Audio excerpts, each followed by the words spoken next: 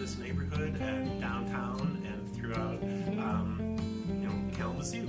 And through these daily trips, I got to meet people and talk to folks throughout the neighborhood and really enjoyed it. And when the opportunity to interview for this position came up, I threw my hat in the ring, and it was the easiest interview I ever had because I just spoke from the heart. And I said, you have a great foundation for a neighborhood and for a community, but we need to do some things to bring people out, to hopefully make people feel this is inclusive and welcoming. And we're fortunate that we have all these wonderful artists and thespians and musicians within the neighborhood.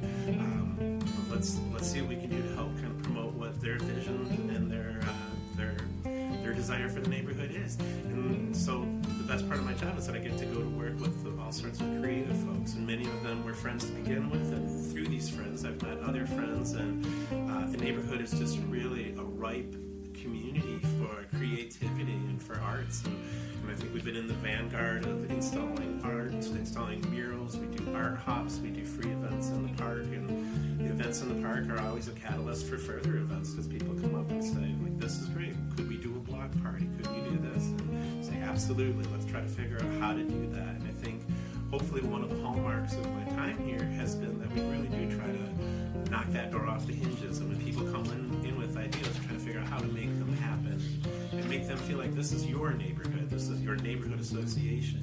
What can we do to strengthen the community? Vine's only 1 square mile, but it can feel vast and hard to connect with folks sometimes too. So again, with the proximity to the universities, we have an influx of younger people in Verve, and that's just truly an asset and a resource that I think has been wonderful for Vine. I think the biggest need and the biggest concern that we have right now is the lack of affordable housing. As the affordable housing goes away and dries up, we're losing that connectivity that makes Vine special. Our neighbors might also be the barista at the coffee shop, or the bartender, or work at the record store, or at the barber shop.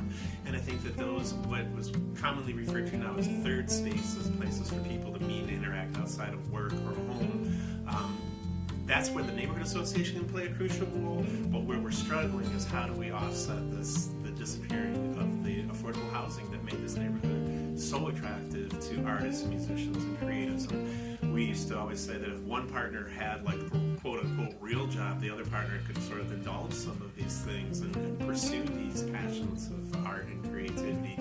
And it's becoming a challenge to still have that environment here in Vine. And the flip side of that coin is that people are coming in with new norms, and that changes the neighborhood as well.